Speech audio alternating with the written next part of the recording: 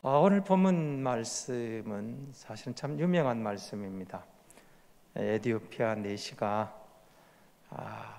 빌립에 만나 이 에디오피아 내시에게 성령께서 다가가게 하시고 말씀을 풀어주고 그가 세례받는 이런 장면이 등장을 합니다. 유대인들 당시 이들의 유대인들 생각으로는 이건 사실은 좀 충격적인 상황이었죠. 유대 안에, 예루살렘 안에, 우리 유대 땅의 하나님, 그렇게 생각을 했습니다. 그런데 여러분 바로 그 앞에 보면은 사마리아의 복음이 들어갔습니다. 그러니까 여러분 우리는 그냥 성경을 읽고 있습니다만 당시 유대인들은 충격입니다. 이건 사마리아인들에게 복음이 들어간다, 예수가 들어간다.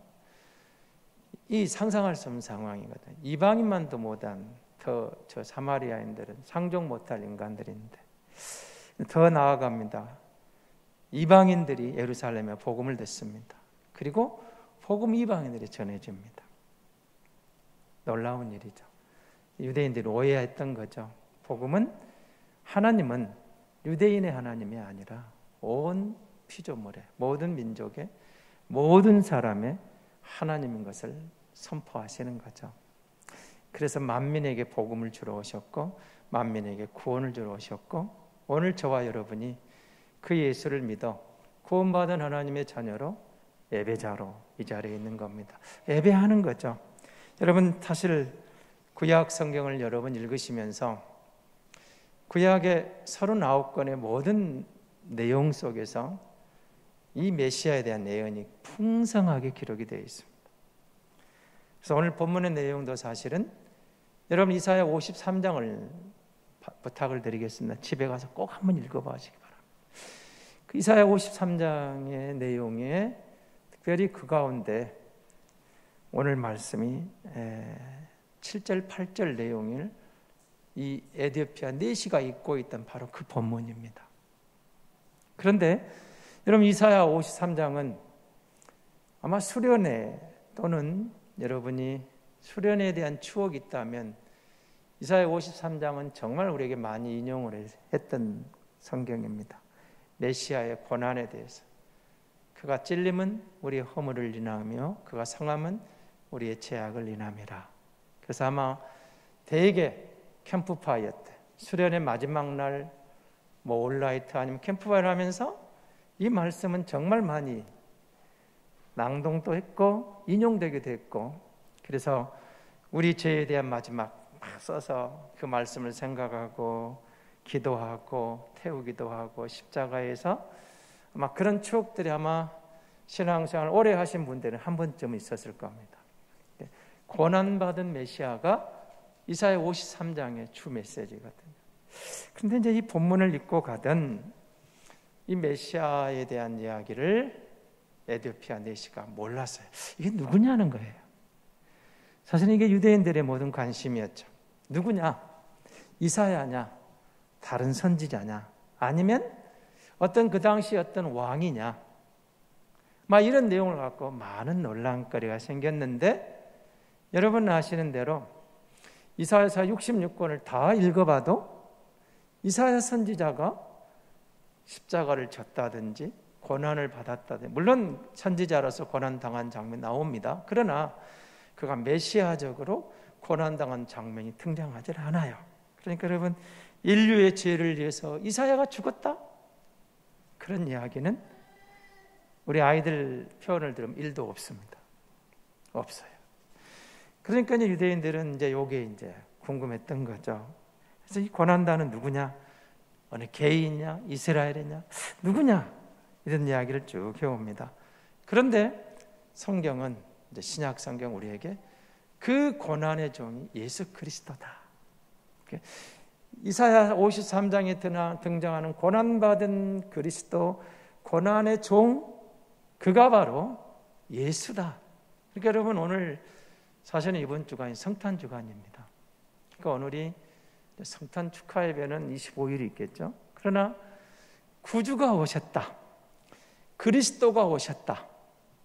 이 사실에 대해서 여러분, 우리는 사실은 좀 들뜬 분위기도 있고 감사한 분위기도 있고 메시아에 대한 많은 생각을 갖는데, 세상은 그리스도의 메시아, 그리스도의 어떤 예언의 성취로 오신 그가 우리의 구주다, 별로 관심이 없어요.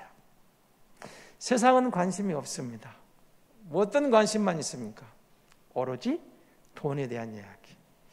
어떻게 이 크리스마스 시즌에 매출을 많이 늘릴까? 어떻게 이 산타크로스를 이용해서, 아니면 성탄을 이용해서 내 사업을 좀 확장시켜 볼까? 어떻게 해서 이번 크리스마스 시즌에 내가 좀 경제적으로 좀 이 길을 좀 극복해보는 어떤 전환점이 될까? 오로지 여기에만 관심이 있습니다. 그러니까 그리스도가 오셨다, 고난의 종이 오셨다, 그가 나 같은 죄인의 이 아픔을, 나의 이 시련을, 이 고독을, 이 외로움을, 아무도 알 수 없는 내가 겪고 있는 내 심령의 깊은 곳의 탄식을 성취해 주시기 위해서, 그걸 덜어주기 위해서, 담당하시기 위해서 그가 오셨다. 성경은 계속 이야기를 하고 있는데 세상은 관심이 없습니다. 여러분, 이사야 53장에 등장하는 고난의 종, 그가 바로 예수 그리스도입니다. 그가 오셨습니다. 그래서 근데 여러분, 구약 성경을 보시면서 예수님에 대한 이야기가 군데군데가 아니고 사실은 성경 전체 예수님 이야기입니다. 성령이 조금만 우리를 뜨게 하면 창세기부터 계시록까지 모든 성경에서 예수님을 만날 수가 있습니다.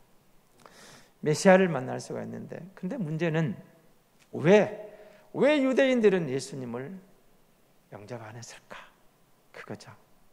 여러분, 이 고난의 종을 이야기하니까 이사야 53장이나 고난의 종 이야기를 들어보면 그게 오시는 장면이 조금 그들의 기대치가 아니었던 거죠.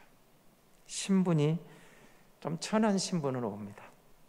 왕족으로, 글쎄요, 물론 다윗의 계보로 오시긴 오시는데 그 당시 헤롯의 계보도 아니고 무슨 뭐 다윗의 왕자로 오신 그런 것도 아니죠. 그리고 그의 성품, 뭐 신분, 그가 하시는 일, 이 모든 것들이 다 기록되어 있는데, 아니 왜 그가 고난을 당하고 죽어버리냐 이거죠. 이해가 안 되는 겁니다. 이들이 기대했던 메시아는 그런 거 아니겠습니까? 솔로몬처럼, 다윗처럼 짠 등장을 해가지고 로마를 평정해버리고 우리를 독립시켜서 로마가 우리 수하에 들어오는, 아니 온 세계가 유대인들을 이렇게 우러러보고 존경하고 따르는 그런 세상을 꿈꾸는 그런 메시아가 올 줄 알고 고대하고 있는데, 그런 메시아가 안 왔던 거죠. 고난받으러 왔다는 거예요. 그러니까 이해가 안 되는 겁니다. 그리고 죽어버렸다, 승천한다, 다시 오신다. 성경은 이 이야기를 계속해서 이미 구약에서 시작하고 있는 겁니다. 그가 이런 신분으로 이렇게 오셔서 이런 고난을 당하고 이렇게 죽을 것이다. 그런데 그는 부활할 것이고 그가 다시 오실 것이다. 이 이야기입니다. 여러분, 이사야 53장 7절에 보면 이제 그 이야기가 나옵니다. 죄에 빠진 인간들이 얼마나 악한가. 그리고 저들의 조롱 속에, 비웃음 속에 인내하시는 메시아의 고난을 이야기를 합니다. 여러분, 메시아가 왔습니다. 그러나 저들은 환영하지 않고 조롱합니다. 곤욕을 치르게 됩니다. 괴로움을 당하게 됩니다. 어느 누구도 메시아로 환영을 안 해요. 그러니까 그런 상황에서 오늘 본문이 뭐라고 그러죠? 그가 도살자에게로 가는 양같이 끌려갔고 털 깔린 자 앞에 있는 어린 양이 조용한 것 같이 그의 입을 열지 않았다. 무슨 말일까요? 불평하지 않았다, 저항하지 않았다, 원망하지 않았다, 변명하지 않았다, 이렇게 말씀하시는 겁니다. 근데 여러분, 우리는 그가 입을 열지 않고 그 길을 걸어갑니다. 왜 그랬을까요? 이유는 간단합니다. 그것이 하나님의 어린 양 메시아가 이 땅에 그리스도가 오신 목적이었습니다. 사명이었습니다. 그래야만, 그 길을 걸어야만 우리에게 생명의 길이 열립니다. 구원의 길이 열립니다. 그리스도가 오셔서 그 감당을 해 주셔야만 우리에게 새로운 길이 열리는 거죠. 생명의 길이 열리는 겁니다. 하나님의 놀라운 은혜를 입는 자녀의 길이 열리게 되는 거죠. 그런데 여러분, 인간들은 나를 위하여 고난당하는 종을 보고 안타까워하거나 애통하거나 슬픈 마음, 자비로운 마음으로 동참하는 게 아니라, 아무도 그런 마음이 아니라 조롱합니다. 비웃습니다. 그리고 그를 무시합니다. 침뱉음을 당하죠. 그런 곤욕을 당하는데, 그러나 저항하지 않는 주님을, 메시아를 우리가 만나게 되는 거죠. 사랑하는 성도 여러분, 우리가 예수 믿는다는 것은 어떤 이런 의미입니다. 기억하셔야 됩니다. 여러분 예수 믿는 순간 여러분에게는, 모두에게 이런 사명이 있습니다. 하나님이 나를 이 땅에 보내셔서 그 뭔가 이루고 싶은 하나님의 목적이 있다. 그게 사명입니다. 여러분, 예수 믿기 전에는 우리에게 하나님에 대한 관심도 없었고 사명도 관심이 없었어요. 하나님 내게 뭘 원하실까? 관심이 없었습니다. 그런데 예수를 믿는다, 예수를 만났다, 내가 예수를 믿고 하나님 자녀가 되는 순간, 적어도 나의 주, 나의 하나님 되신 그분이 내게 원하는 이 땅에서의 목적이 있다, 삶이 있다. 여러분, 주님은 그 길을 순종하시며 묵묵히 걸어가신 하나님의 어린 양이었던 겁니다. 그래서 원망하지 않습니다. 불평하지 않습니다. 그 길을 그렇게 끝까지 걸어가고 계시는 겁니다. 만약에 여러분 인간적으로 당한다는 이런 시련과 억울함을 당했다면, 고난을 당했다면 아마 불평하고 원망했겠죠. 그러나 주님은 묵묵히 그 길을 걸어갑니다. 그것이 그리스도의 길이었습니다. 그것이 그리스도의 이 땅에 오신 사명했던 거죠. 내 허물을 위하여 백성의 허물을 짊어지고, 저들의 조롱 속에서도, 저들의 욕설 속에서도 그는 십자가를 짊어지고 죽음의 길을, 묵묵히 형벌의 길을 걸어가셨던 그 길입니다. 여러분, 그리스도가 오셨다는 이 사실이 우리 모두에게는 희망이고 복음이지만, 아쉽게도 이 하나님의 섭리와 경륜을 깨닫지 못하는 이들이 너무 많다는 게 문제입니다. 말씀이 성취되었다는 제가 제목을 달아봤는데요, 이사야서에 그렇게 불분명하게 이루어지는 그 말씀이 저들에게는 많은 오해를 사고 이런저런 무관심했던 그 고난의 종이 드디어 왔다. 그가 그리스도다. 그가 예수다. 여러분, 예수가 복음이다. 예수가 그리스도다. 그리스도가 메시아다. 여러분, 구약이 있는 한, 성경이 존재하는 한, 이 사실은 부인할 수가 없습니다. 왜냐하면 하나님의 모든 말씀이 이 그리스도를 증거하고 있기 때문에 그렇습니다. 그러나 아쉽게도 유대인들은 이걸 아직도 인정을 않습니다.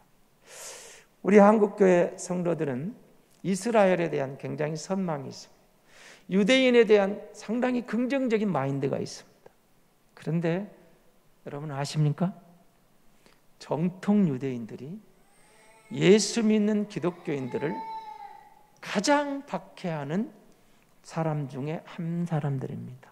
아니, 이슬람보다, 어떤 타종교보다 정통 유대교인들이 기독교인들을 박해합니다.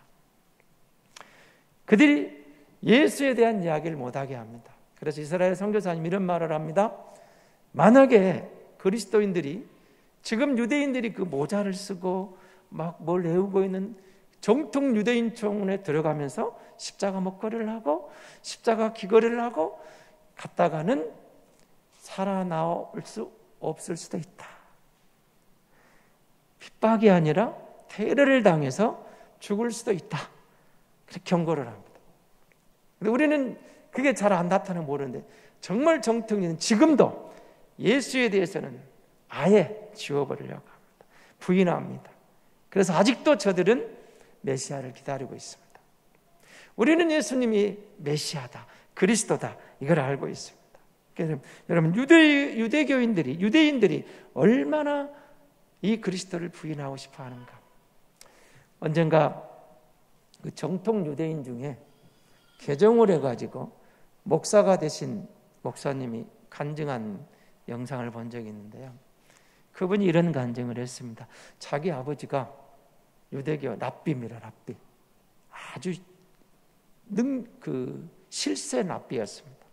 그래서 그 아버지 밑에서 자상하게 성경을 계속 배우면서 있는데 이상하게 아버지가 이사야 53장을 건너뛰었습니다. 안 가르쳐줬어요. 근데 어느 날 이 아들이 이사야 53장을 읽고서 아버지에게 이렇게 물었습니다. 아버지, 여기서 고난을 받고 죽고 부활한다는 이 사람은 대체 누구지요? 이렇게 물었습니다. 그랬더니 그렇게 자상하고 인자했던 그 아버지 랍비가 갑자기 아들 뺨을 때렸습니다. 뺨을 때리면서 이런 말을 했습니다. 다시는 이 내용을 읽지도 말고 질문하지도 말아라. 그러더라는 거예요. 그러니까 아들이 이제 또 뭔가 좀 이상한 거예요. 여러분, 우리 자녀들이 부모가 하지 말하면 더 하고 싶은 게 있죠. 그래서 그 말씀을 이사야 53장을 혼자 읽었다 합니다. 근데 읽을수록 가슴이 뜨거워지는 거예요. 근데 그 말씀을 읽다가 이 고난의 종이 예수님이라는 사실이 믿어지더라는 거예요. 그래서 그분이 이사야 53장을 읽고서 고난의 종 예수 그리스도를 믿고 개종을 해서 목사가 되었다는 그런 간증을 본 적이 있습니다. 여러분 보십시오. 유대인들은 그렇게 고난당한 메시아를 부인하고 싶었습니다. 지우고 싶었습니다. 그래서 지금도 예수님을 인정하지 않는 거죠. 그래서 여러분, 메시아의 죽음과 그리스도가 죽음으로 하나님께 바쳐진 인류를 대속하는 속죄양이 되었다. 여러분, 이게 복음이거든요. 요한복음 1장 29절에서 그래서 요한은 이렇게 우리에게 증거를 합니다. 요한복음 1장 29절입니다. 같이 보겠습니다. 이튿날 요한이 예수께서 자기에게 나아오심을 보고 가로되 보라, 세상죄를 지고 가는 하나님의 어린 양이로다. 사도 요한은 그렇게 증거하는 거예요. 저 예수를 봐라, 그리스도를 봐라, 저 예수가 바로 세상죄를 지고 가는 하나님의 어린 양이다. 이사야 53장에 기록되어 있는 그 고난의 종이 저 예수다.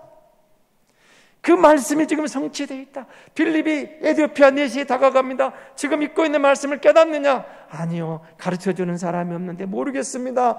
여기 있는 이 사람이 누굽니까? 선지자입니까? 다른 사람입니까? 빌립이 풀어주는 것이었어요. 창세기부터 시작하고 예수에 대한 이야기. 그가 바로 예수입니다. 그가 바로 그리스도입니다. 그가 오셨습니다. 그 말씀이 성취되었습니다. 예수가 바로 그 그리스도입니다.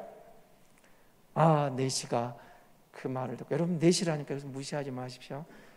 신분이 약한 사람 아닙니다. 적어도 우리식으로 말하면 장관급입니다. 그 나라의 고위 관료입니다. 고위 관료인데 그가 물이 있는 곳에 내려와 내가 예수를 믿게 되었다, 메시아를 만났다면 내가 여기서 세례 받는 게 당연하지 않겠느냐. 그리고 빌립에게 세례를 받습니다. 보십시오. 여러분, 똑같은 말씀이 들려줘도 깨닫지 못하면 그냥 넘어가는데 그 말씀이 깨달아지면, 여러분 에티오피아 내시 장관이었던 그도 세례를 받고 하나님의 자녀가 됩니다. 유대인이 개종해서 목사가 됩니다. 진리를 만나니까 그런 역사가 나타났던 거죠. 그리스도가 오셨습니다. 여러분, 성탄절 주님이 오셨습니다. 그 말씀이 왔습니다. 그 말씀이 성취되었습니다. 구약의 그 메시아가, 그 기록된 고난의 종이 우리에게를 향하여 예정되어 있던 그가 예수님입니다. 그리스도가 오셨습니다. 말씀이 이루어졌습니다. 말씀이 성취되었습니다. 보십시오. 요한 사도는 다시 요한일서 2장에서 이렇게 이야기합니다. 요한일서 2장 2절에서 같이 보겠습니다. 저는 우리 죄를 위한 화목제물이니 우리만 이해할 뿐 아니요 온 세상 죄를 이해하심이라. 여러분 놀랍지 않습니까? 말씀이 성취되었습니다. 그가 오셨습니다. 유대인만 이해한 게 아니라 우리만 이해한 게 모든 온 세상 죄를 담당하신 어린 양, 그가 우리 죄를 대속해 주셨다. 여러분 그리스도가 오셨다. 말씀이 성취되었다. 이 예수를 믿는 자가 복 있는 사람들입니다. 이 예수를 믿는 자가 크리스마스 시즌, 성탄 시즌을 통해서 돈 벌려고 이용하는 그런 무리가 아니라 주님이 오셨다. 이 땅에 오셨다. 나를 위해 오셨다. 나를 위해 오셨다. 나의 모든 죄를 담당해 주셨다. 얼마나 감사한 노릇입니까? 얼마나 큰 은혜입니까? 복음입니다. 그래서 복음인 겁니다. 여러분 그가 오셔서 하나님의 어린 양, 그가 오셔서 세상의 죄를 대속하셨다. 내 죄를 대속하셨다. 여러분 세상을 단순히 이 땅에 악을 제거하러 오신 그런 정도가 아니라 우리의 죄를 근본적으로 해결하셔서 그리스도 안에 있는 평화, 평강을 주려고 그가 오신 겁니다. 그래서 여러분 구약 성경을 읽으시면서 구약이 여러분 유대교의 경전인 줄은 아시죠? 모르셨습니까? 우리가 똑같은 구약을 유대교가 갖고 있습니다. 저들의 경전입니다. 그런데 저들은 예수를 받아들이지 않으니까 신약이 없습니다. 그리스도가 오셨는데 아직도 메시아를 기다리면서 말씀이 성취되었는데 아직도 그 말씀을 붙잡고 성취되기를 고대하는 얼마나 안타까운 현장입니까? 주의 성령이 내게 임해서 내 마음을 여셔서 그 그리스도를 믿게 했습니다. 예수를 믿게 했습니다. 말씀이 성취된 것을 듣게 하신 겁니다. 여러분 마호메교, 이슬람교도 이 구약 성경을 갖고 있습니다. 달리 풀어서 문제죠. 잘못 풀다 보니까. 그런데 여러분 그들에게는 예수 그리스도라는 메시아가 없습니다. 선지자 중에 하나로 보기는 보기도 합니다마는 그가 하나님의 주가 그리스도입니다. 하나님의 아들입니다. 그 주님이 나의 주님입니다. 나의 하나님입니다. 그 예수가 십자가를 짐으로 내 죄가 용서되었습니다. 그분이 다시 오십니다. 구약의 말씀이 성취된 것처럼 신약의 주님이 약속하신 그 약속이 반드시 성취될 것을 믿습니다. 하나님의 약속은 성취되는 것을 믿는 거예요. 여러분 누가복음 24장 27절에서 그래서 우리 주님은 본인을 스스로 이렇게 증거합니다. 같이 보겠습니다. 이에 모세와 및 모든 선지자의 글로 시작하여 모든 성경에 쓴 바 자기에 관한 것을 자세히 설명하시니라. 그렇습니다. 모세오경뿐만 아니라 시가서뿐만 아니라 선지서를 통해서 모든 성경이 나에 대해서, 예수에 대해서, 그리스도에 대해서 기록했던 것을 풀어주고 있는 거예요. 봐라, 성경을 제대로 봐라. 메시아가 왔다고 말하지 않느냐, 약속이 성취됐다고 말하지 않느냐. 그리고 요한복음 5장 39절은 또 이렇게 증거합니다. 요한복음 5장 39절입니다. 같이 보겠습니다. 요한복음 5장 39절에 너희가 성경에서 영생을 얻는 줄 생각하고 성경을 상고하거니와 이 성경이 곧 내게 대하여 증거하는 것이라. 아멘. 아멘. 그렇습니다. 사랑하는 성도 여러분, 2020년 경험하지 못한 세상을 경험하면서 경험하지 못한 크리스마스를 시즌을 보내고 있습니다. 그런데 여러분 성경을 상고한다. 여러분 말씀을 가까이 하고 계십니까? 어려울수록 힘들수록 여러분 삶에 정말 앞이 안 보이는 것 같은 칠흑 같은 어둠이 몰려오면 몰려올수록 말씀을 상고해 보십시오. 말씀으로 돌아가 보십시오. 그 말씀이 그리스도를 증거하고 그 말씀이 그리스도께로 우리를 인도하고 그 그리스도를 우리가 만나면 칠흑 같은 어둠 속에서도 반드시 빛이 보일 줄로 믿습니다. 하나님의 말씀이 성취되어져서 우리에게 그 말씀으로 다가오신 것처럼 세상이 바뀌고 어떤 상황 속에서도 하나님의 말씀을 상고하고 말씀을 주목하고 말씀을 깨달으면 그 말씀이 우리에게 새로운 희망으로, 새로운 위로로, 새 힘으로, 새로운 능력으로 우리를 일으켜서 빛의 자녀로 승리하게 도와주시는 줄로 믿습니다.